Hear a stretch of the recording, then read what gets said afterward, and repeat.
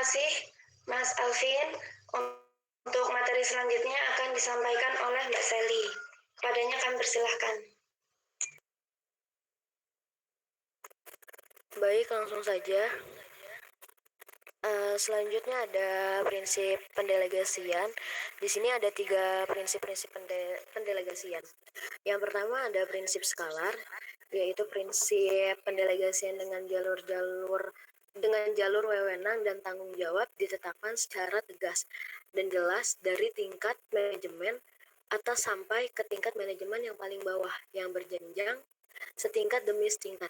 Dalam proses pendelegasian ini, semua tugas harus dibagi habis. Jalur ini diperlukan untuk memperjelas. Dibagi lagi ke beberapa. Di sini ada yang pertama ada kepada siapa delegasi diberikan, yang kedua ada kepada siapa dipertanggungjawabkan ini diberikan, yang ketiga ada dari siapa delegasi diterima. Selanjutnya ada prinsip delegasi penuh, yakni prinsip di mana sebagian besar tugas organisasi harus didelegasikan di antara para anggotanya. Dalam hal ini, tugas yang tidak bisa dijalankan oleh pemimpin harus dilimpahkan kepada bawahan. Prinsip ini dijalankan untuk menghindari hal-hal berikut. Yang pertama ada gap, yakni adanya tugas yang tidak memiliki penanggung jawab. Yang kedua overlap, yakni tanggung jawab beserta tugas yang sama diberikan kepada lebih dari satu orang. Yang ketiga split, yakni tanggung jawab beserta tugas yang sama diberikan kepada lebih dari satu orang unit organisasi. Selanjutnya yang terakhir prinsip kesatuan perintah, yakni prinsip di mana setiap bawahan di dalam suatu organisasi semestinya harus melakukan laporan ke satu atasan. Hal ini dilakukan agar tidak membingungkan bawahan itu sendiri akibat perbedaan penilaian atasan. Di samping itu, bawahan akan mampu menghindari tanggung jawab ataupun tugas yang tidak dihasilkan dilakukan oleh berbagai alasan. Selanjutnya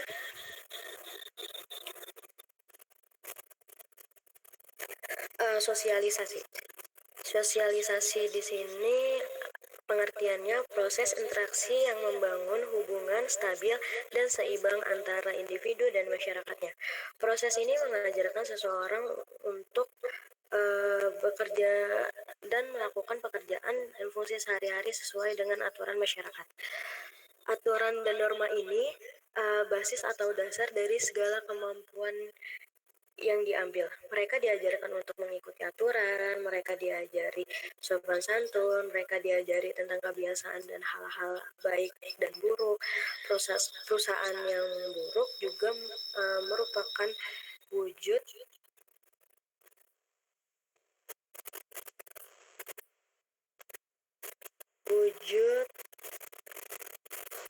kedengaran suara saya? Mohon maaf teman-teman. Kedengaran.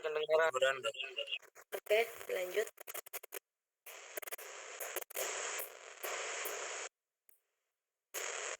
Mereka diajarkan untuk mengikuti aturan, mereka diajari sopan santun, mereka diajari tentang kebiasaan dan hal-hal baik dan buruk. Perusahaan yang buruk juga merupakan wujud dari interaksi sosial yang merupakan paparan dari seorang individu kepada masyarakat lainnya. Selanjutnya ada tahapan sosialisasi. Tahapan sosialisasi hubungannya erat dengan tahapan-tahapan interaksi sosial. Interaksi sosial individu dalam suatu organisasi disusun oleh 3 tahap. Interaksi sosial yang berbeda dan serangkaian kegiatan yang berbeda dilakukan individu dalam setiap tahap. Di sini ada 3 tahap. Yang pertama, tahap interaksi sosial antisipatif. Kegiatan utama yang dilakukan individu pada tahap ini adalah membentuk harapan dan membuat keputusan. Yang kedua, akomodasi. Pada tahap ini individu melihat seperti apa organisasi itu sebenarnya dan berusaha untuk menjadi anggota yang berpartisipasi, mempelajari tugas baru, membangun hubungan interpersonal baru dengan rekan mengklarifikasi peran mereka. Yang ketiga ada manajemen peran. Pada tahap ini ada kebutuhan untuk menengahi konflik antara tanggung jawab individu dalam kelompok mereka sendiri dan kelompok lain yang mungkin menuntut mereka. Kemungkinan hasil interaksi sosial adalah kepuasan umum, pengaruh timbal balik, motivasi internal, dan keterlibatan dalam masyarakat. Selanjutnya ada tujuan sosialisasi. Seseorang dapat dikatakan diinteraksi sosialkan dengan baik jika dia telah berhasil mencapai tujuan interaksi sosial. Tujuan interaksi sosial ini dijelaskan lebih lanjut. Ada 4 tujuan sosial. Yang pertama, pengembangan konsep dan pemahaman yang benar terhadap diri sendiri. Konsep diri adalah konsep persepsi individu tentang identitasnya sebagai berbeda dari orang lain. Hal tersebut muncul dari pengalaman keterpisahan dari orang lain. Nilai yang diberikan seseorang pada identitas itu adalah harga diri. Konsep diri perkembangan ketika sikap dan harapan orang lain yang signifikan dengan siapa seseorang berinteraksi dimasukkan ke dalam kepribadian seseorang. Yang kedua, mengembangkan potensi menjadi diri sendiri.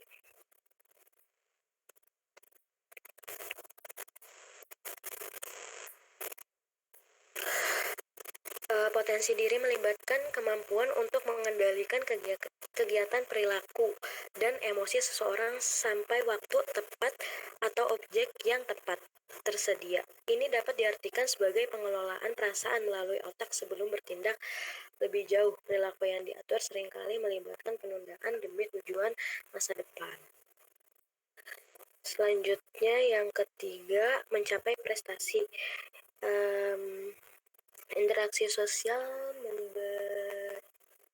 memberikan tujuan untuk menjadi seperti apa Anda nantinya ketika Anda menjadi dewasa. Tujuan ini memberikan alasan untuk mengikuti aturan masyarakat dan memberi arti dalam setiap proses yang diambil. Keterampilan yang sangat penting termasuk motivasi untuk mencapai keberhasilan atau kegagalan.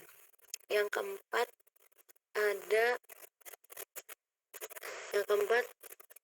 ada memberikan identitas peran sosial yang tepat. Untuk menjadi bagian dari suatu kelompok, seseorang harus memiliki fungsi yang melengkapi kelompok tersebut. Orang-orang memiliki banyak peran sosial sepanjang hidup.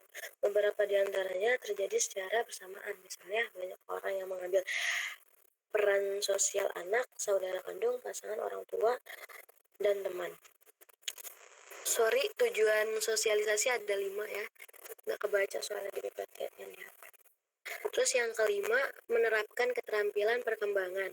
Interaksi sosial bertujuan untuk memberikan keterampilan sosial, emosional, dan kognitif kepada individu sehingga mereka dapat berfungsi dengan sukses di masyarakat.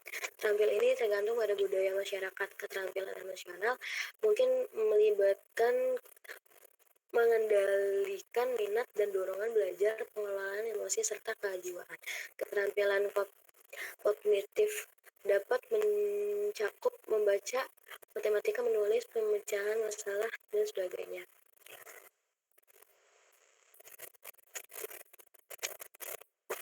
Selanjutnya saya serahkan ke moderator.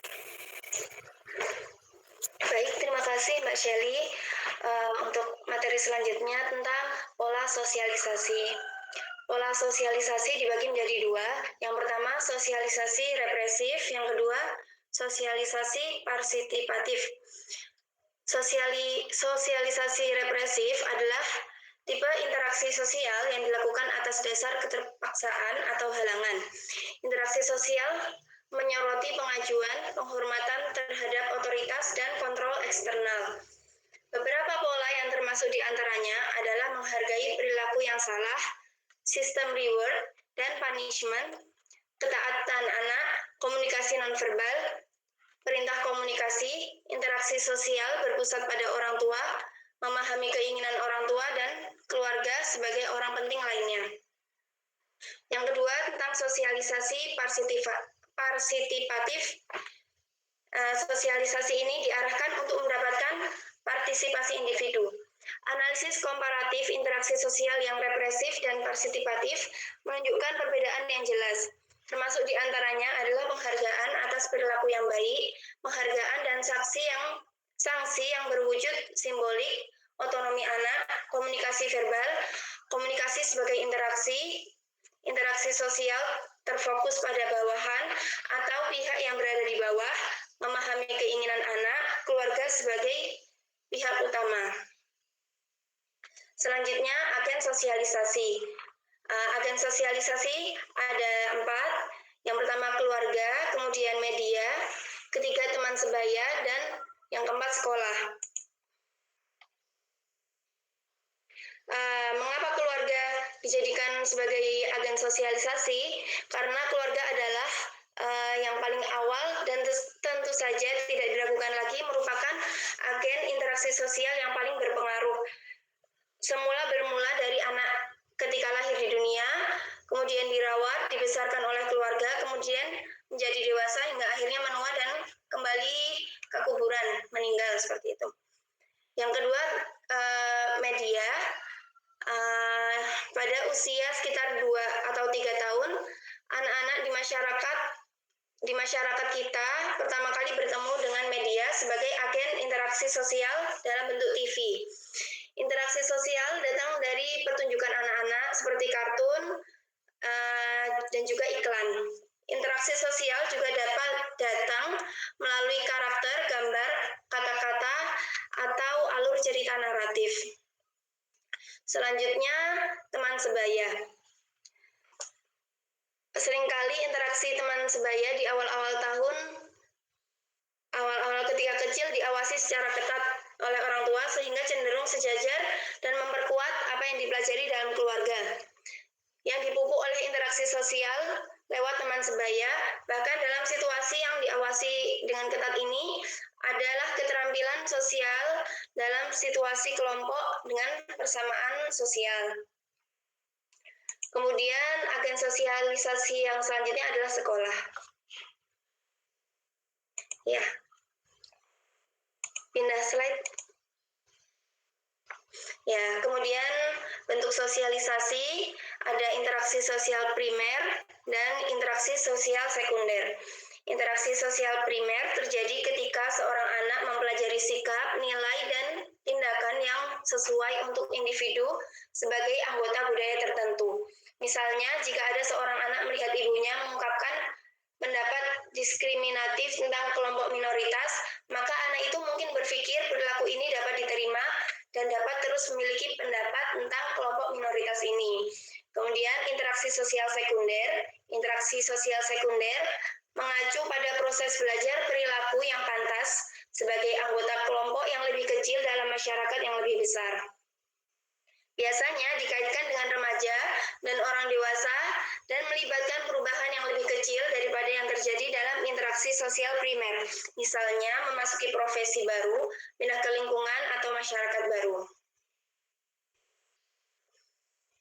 Baik, bentuk sosialisasi selanjutnya ada interaksi sosial perkembangan, yaitu interaksi sosial perkembangan adalah proses perilaku belajar di lembaga sosial atau mengembangkan keterampilan sosial individu.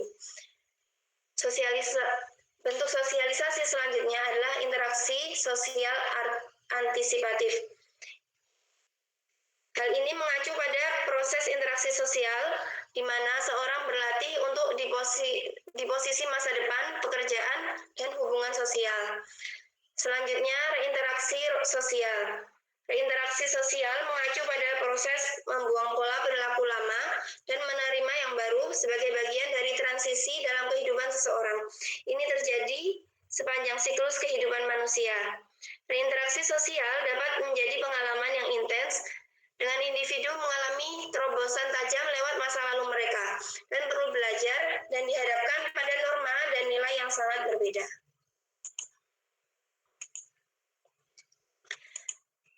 Baik, Sekian paparan materi tentang wewenang delegasi dan sosial dari kami. Selanjutnya, bagi teman-teman yang memiliki pertanyaan, kami persilahkan.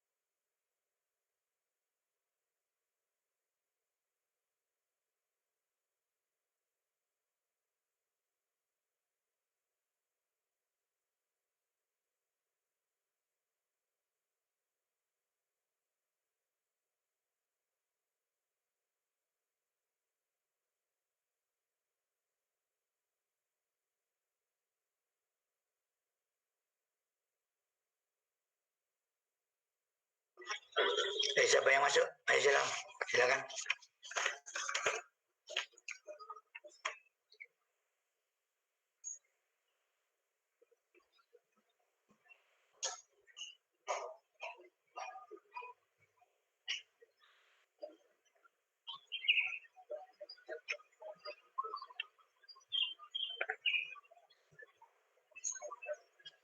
Siapa yang masuk? Silakan.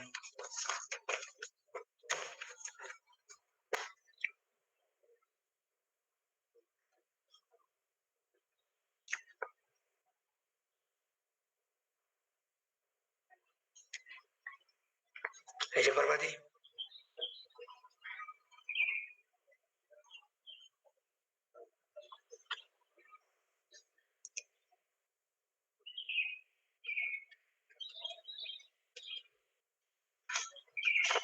Saya berbicara wewenang, delegasi, dan sosialisasi. Wewenang, delegasi, dan sosialisasi. Pengendalian lapangan.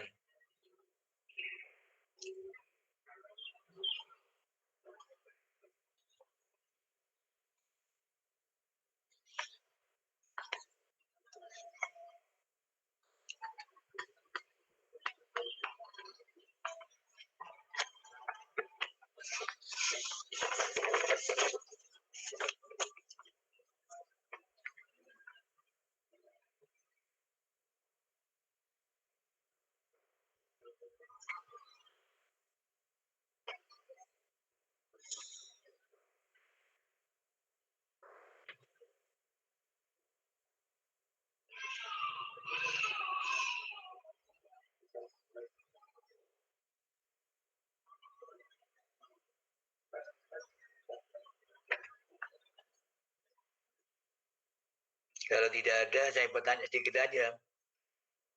Ya, coba silakan berikan contohnya pemateri. Entah wewenang atau delegasi atau sosialisasi. Contoh-contohnya. Silakan yang menyampaikan materi.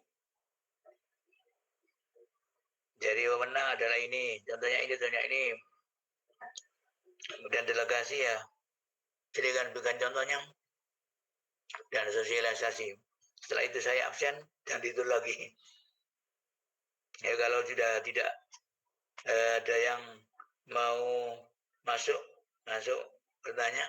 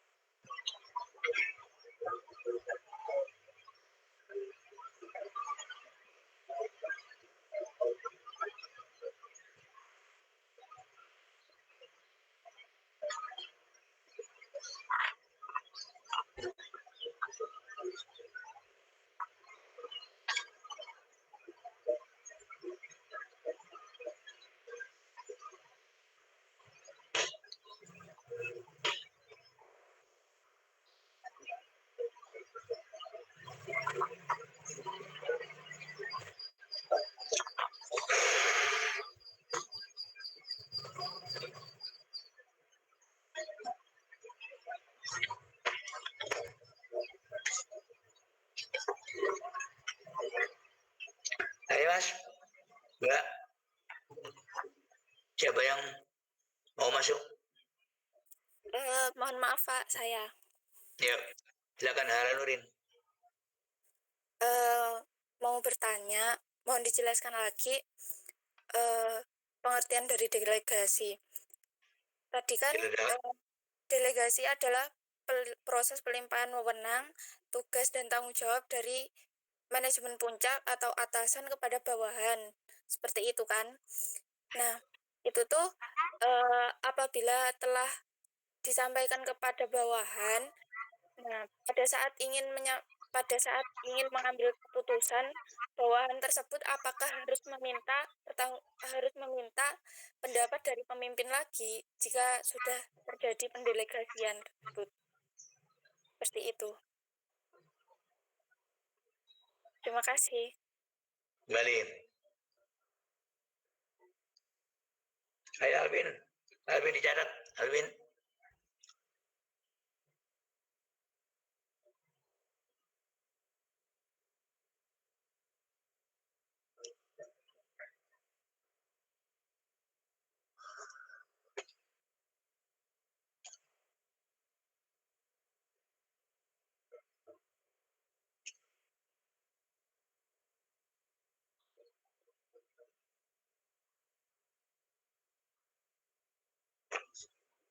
Ada. Alvin gak kelihatan.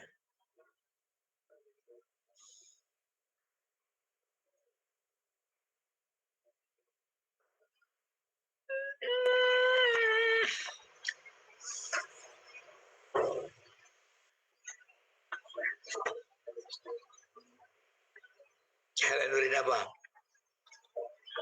Ya, mana Alvin atau Sally?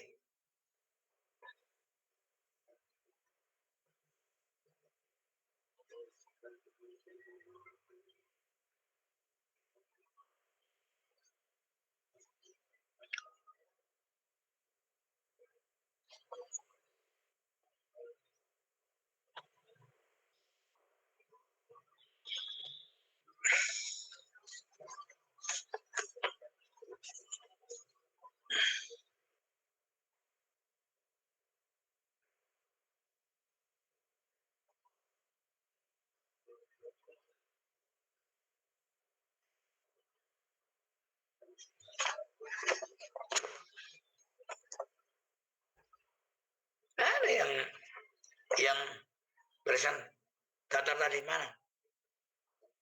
Alvin? Sama siapa tadi, Alvin?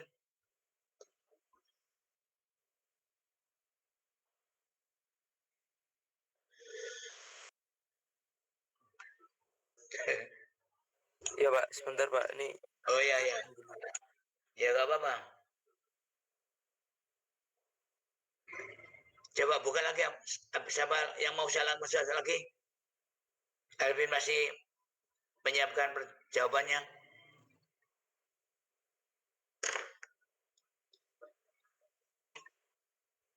Silakan yang lain.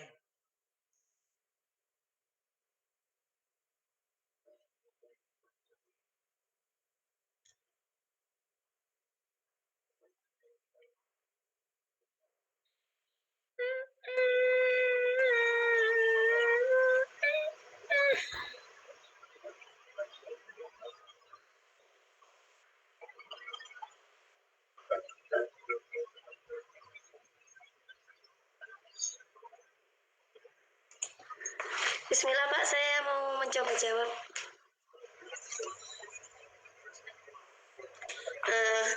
Ketika pemimpin yang paling atas sudah memberi wewenang kepada bawahan-bawahan, kemudian bawahannya mau bergerak, kalau berdasarkan pengalaman saya, jika sesuatu itu berbeda, belum ada perintah dari atas, misalnya apa ya, ketika suruh menyelesaikan tugas gitu. ya, ketika akan menyelesaikan tugas dan hal ini tetap harus konfirmasi ke atasan seperti itu supaya tidak terjadi miskom dan perbedaan tujuan yang diharapkan seperti itu.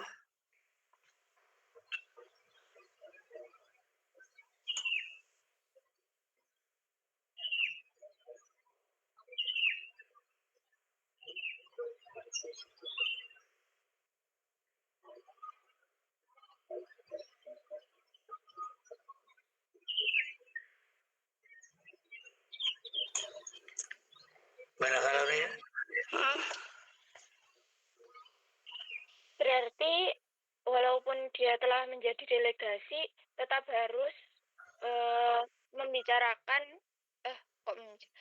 berarti tetap harus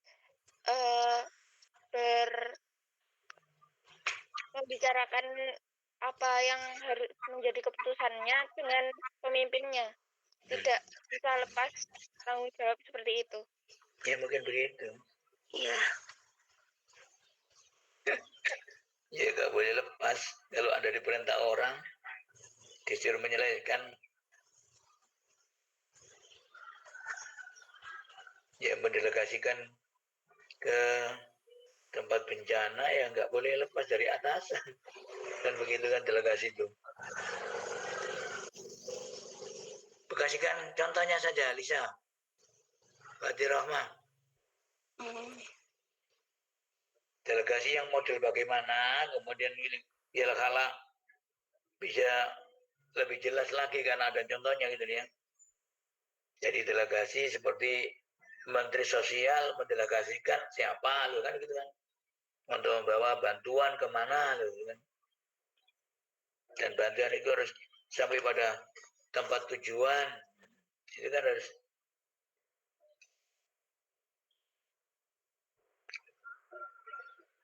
Felisa,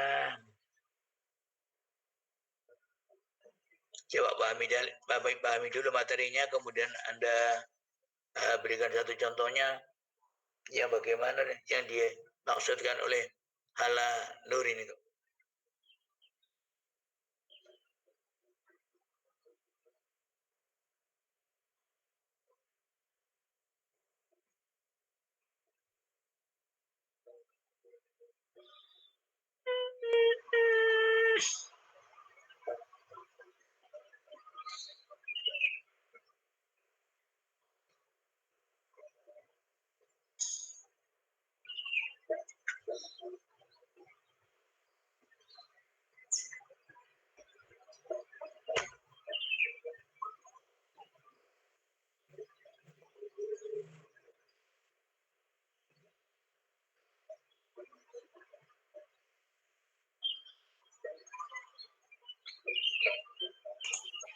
Kalau yang saya alami itu seperti ini, Pak. Ketika kami membuat lembaga kecil-kecilan untuk mengumpulkan dana beasiswa penghafal Al-Quran seperti itu. Kemudian seharusnya tujuan awal biaya itu disalurkan untuk beasiswa penghafal Quran, para penghafal Quran. Tetapi di tengah jalan ada pesantren yang minta dana untuk pembiayaan Al-Quran seperti itu. Nah, hal ini tidak bisa kami putuskan sendiri, dan kami perlu konfirmasi ke atasan bagaimana jika seperti ini. Apakah masih sesuai dengan tujuan kita awal atau bagaimana seperti itu. Itu pengalaman saya dari kami. Lumayan. Gimana Hala? Bisa terima itulah delegasi. Bisa Pak. Oh ya. Ya kembali ya, Pak. Jadi harus ada contohnya ya Lisa ya. Jadi kalau ada contohnya, insya Allah lebih mudah dipahami. Jadi bukan sekedar delegasi aja. Jadi contohnya gimana? Ya seperti Menteri Sosial mendelegasikan siapa, kemudian memberikan satu bantuan ke, bisakah berubah diberikan kepada yang kena musibah bukan banjir tapi gempa atau longsor, nah, itu kan. Silakan ada yang lain untuk mendelegasikan. Siapa Tias? Tias silakan. Mengapa pendelegasian itu diperlukan dalam sebuah organisasi? Mohon dijelaskan lebih rinci. Terima kasih.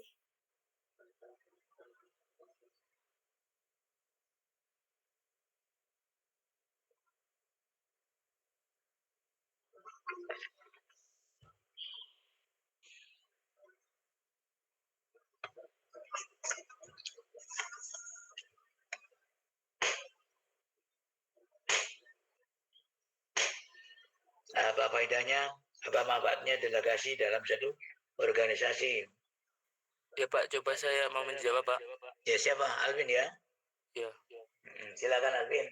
Mengapa pendelegasian itu diperlukan? Pendelegasian itu pendelegasian wewenang diperlukan karena ada hal-hal, termasuk diantaranya satu, terbatasnya kemampuan pemimpin. Hal ini sesuai dengan sifat dan kodrat manusia yang memiliki keterbatasan-keterbatasan.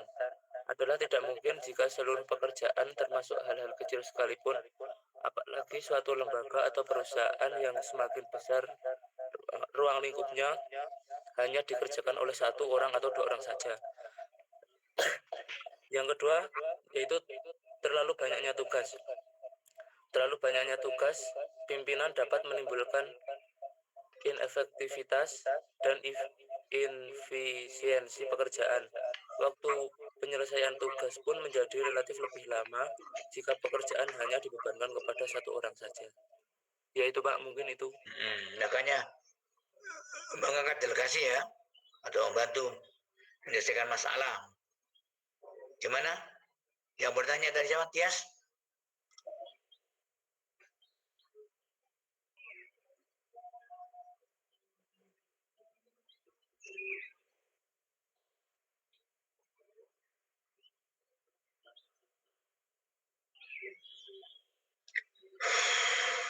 Belisa, Tiro.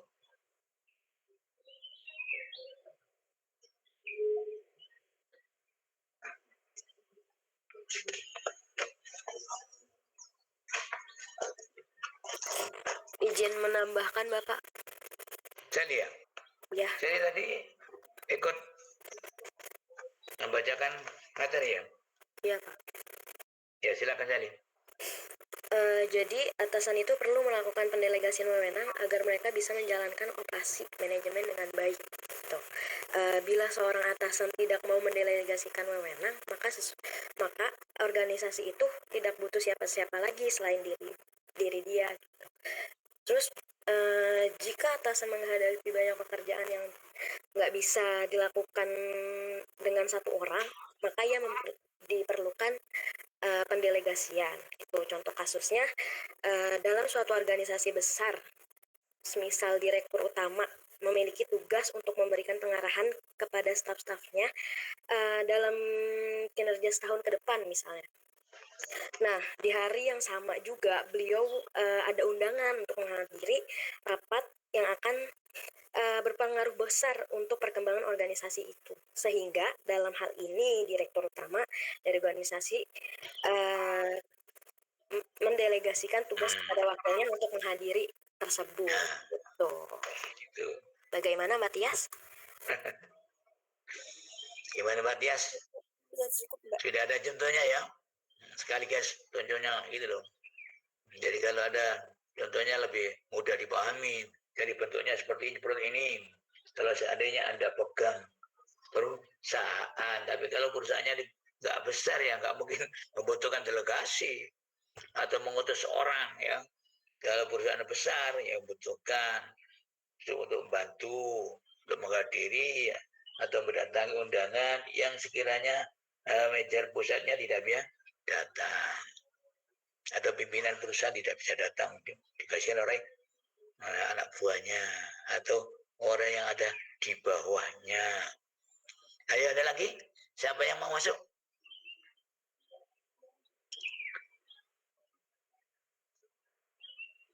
Delegasi sudah, wewenang sudah diberikan kepada siapa? Wewenang itu?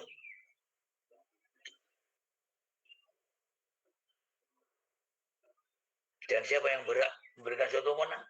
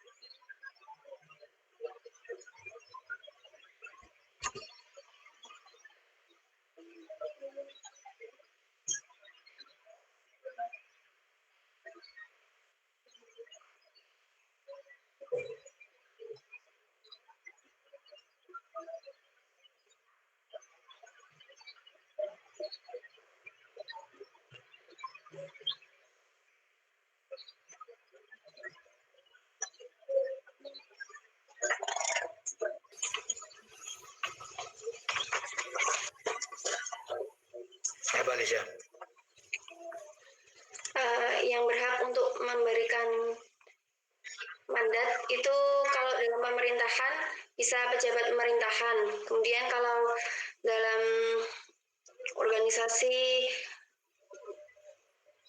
dan lain-lain seperti itu bisa Pejabat pemerintah gimana? Presiden memberikan wewenang pada gubernur begitu? ya Atau kepada bupati? sesuai dengan urutannya seperti itu, Pak. Makanya sekalian contohnya begitu biar yang mendengarkan lebih memahami. Terusin Lisa.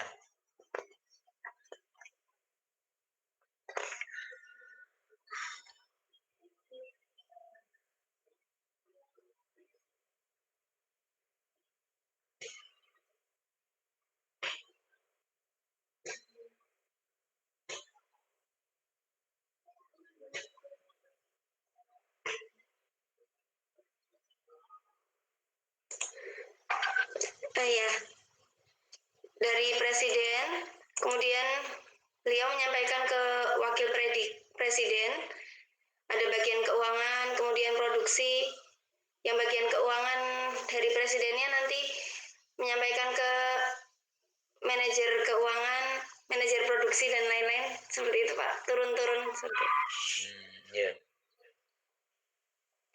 Ya, dari wakil, nanti dari dataran wakil turun ke bagian manajer umum, seperti itu.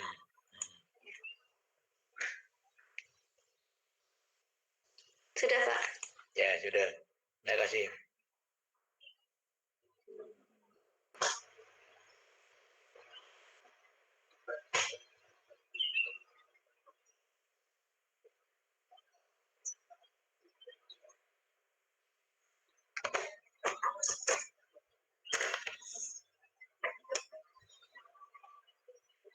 Jadi berikan contohnya yang sosialisasi. Ya bagaimana sosialisasi itu?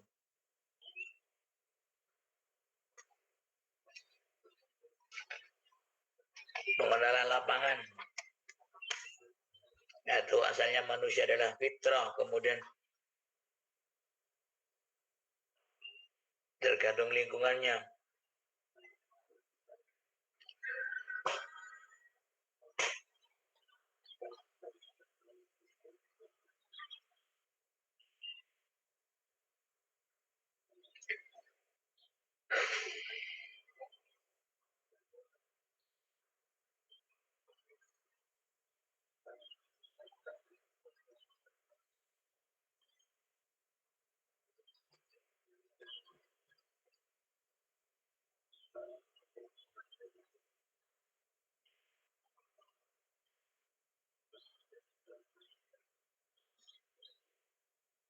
Yang persentase di siapa saja?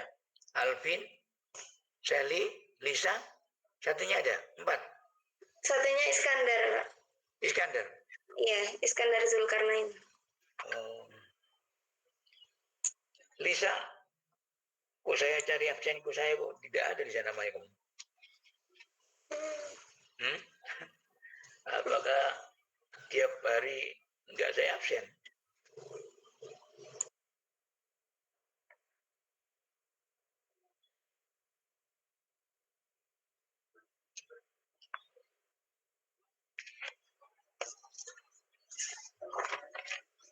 Masih ada yang mau masuk?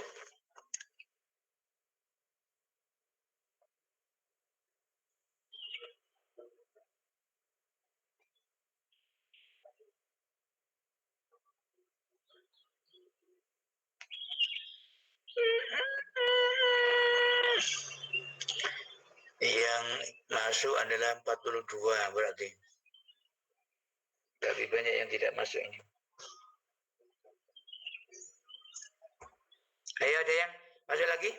Yang mudanya lagi? Kalau tidak ada saya tutup. Gak lama-lama puasa-puasa nggak tidur. Ayo masih ada Elvin. Teman-teman masih ada enggak?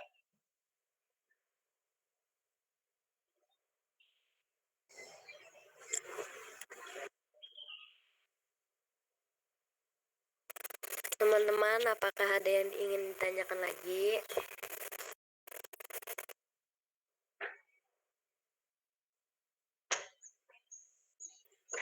Mungkin sudah cukup, Mbak. Ya, kalau sudah cukup, tutup aja. Saya absen, nanti tidur lagi. 1 jam kan lumayan, masuk 1 jam. Baik, terima kasih teman-teman. Dan kepada Pak Abah, terima kasih sebesar-besarnya dari kami. Tanpa bimbingannya kami tidak bisa menyampaikan dengan lebih jelas seperti itu. Baik, Assalamualaikum warahmatullahi wabarakatuh. Waalaikumsalam warahmatullahi wabarakatuh. Waalaikumsalam warahmatullahi wabarakatuh. Sudah, kalau Hizbul Muttaqin sudah selesai, ya cepat begini ya. Sudah saya absen. Ahmad Rashid, Fayat Zair Baha, Hadir, Pak. ya. Muhammad Gofar, ada Gofar, keluar.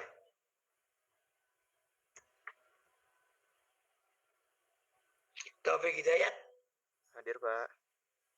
mana Taufik Hidayat? Oh, nomor. Pak, hadir. Iya, ada nomor-nomornya, nggak bisa, nggak melihat. Ahmad Ghazali, ada apa nggak?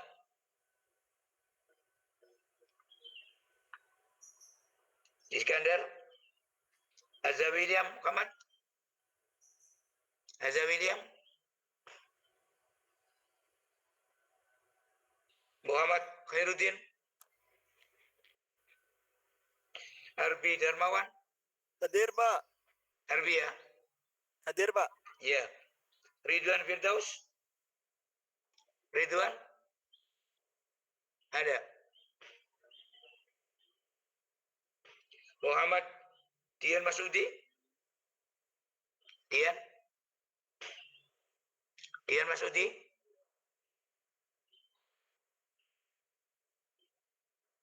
Azmul Haris, Di Gemit ada Pak Dian, Pak.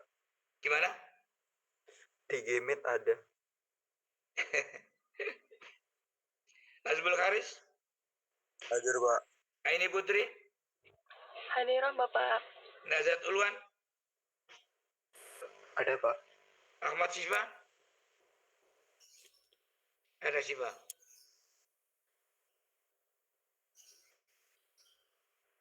Masih tidur.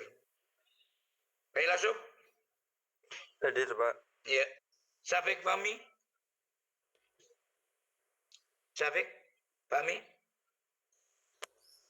Anwar Rashid, Auna, Hadir, Bapak. ya. Raden Rara, Hadir Pak. ya. Kalwanil Firdaus,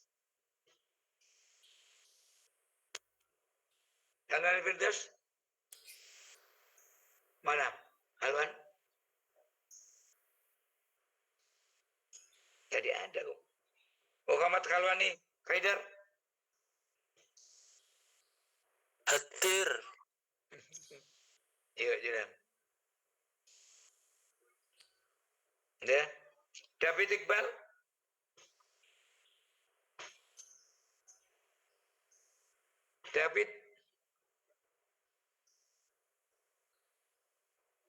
Kun Fakiro, Hadir, Pak. Mic-nya rusak, Pak, itu, Pak.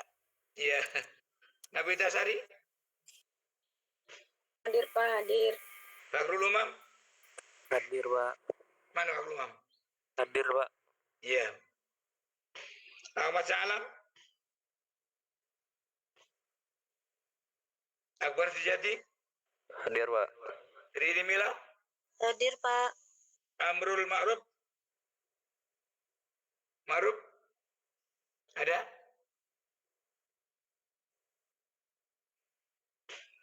Naufal, Hadir, Pak. Rizka Kusniawati, Hadir, Pak. ya.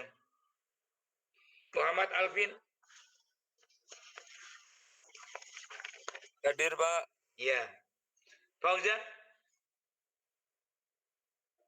Hadir, Pak. Fauzan. Rini Rizki, Hadir, Pak. Fauzan hadir, Pak. ya. Sabarwadi, Hadir, Pak. Hadir. Abdurrahman Ad-Dakhil, nggak ada? Izin, Pak. Iya. Izin. Najib Rabiuddin, Hadir Pak. Zaki Akyar, Hadir, Pak. Tias Nurwakoda, Hadir Pak. Muhammad Akida Maulana, nggak ada. Hala Nurin, Hadir, Pak. Alvan Fadila, Alvan Fadila, nggak ada. Risma, Clara, Hadir, Pak. ya Sally, Cepi Umar, Hadir Bapak. Cepi Umar, Hadir Pak. ya. Amalia Safina, cuti ya. Izil Mutakin, Hadir Muhammad Atib Darmawan, Subhan Muhammad, Hadir, Pak. Hadir. ya. Mr. Iram, Hadir Pak. makanya, Hadir. ya. Lisa, Fatir Rahman, Pak, maaf tadi nama saya itu Raden Rolisa. Raden Rolisa Fatih Rahman gitu, Pak. makanya udah saya cari gak ada. Iya. Oh, ya sudah kalau begitu. Makasih semuanya. Iya, Pak. Apa masuk? Pak David hadir, Pak. Ya, Pak. David. David Iqbal. Ya. Enggak, kamu itu. Kemana tadi? Maaf ya, Bentar, hadir, Pak. Pak. Keluar bentar. Sebentar kamu. Keluar, Pak. Ya sudah. Ya sudah, terima kasih. Pak Rizma Afia hadir Pak. Iya, ya. Jadi Lisa tadi namanya siapa? Raden Rolisa Fatih Rahman. Oh, Raden Ram. Oh, ya sudah, kalau Raden Ram ada namanya. Kalau Lisa saya cari namanya nggak ada itu loh. Sudah. Mari kita akhiri dengan bacaan hamdalah. Alhamdulillahirrahmanirrahim. Wassalamualaikum warahmatullahi wabarakatuh. Silakan.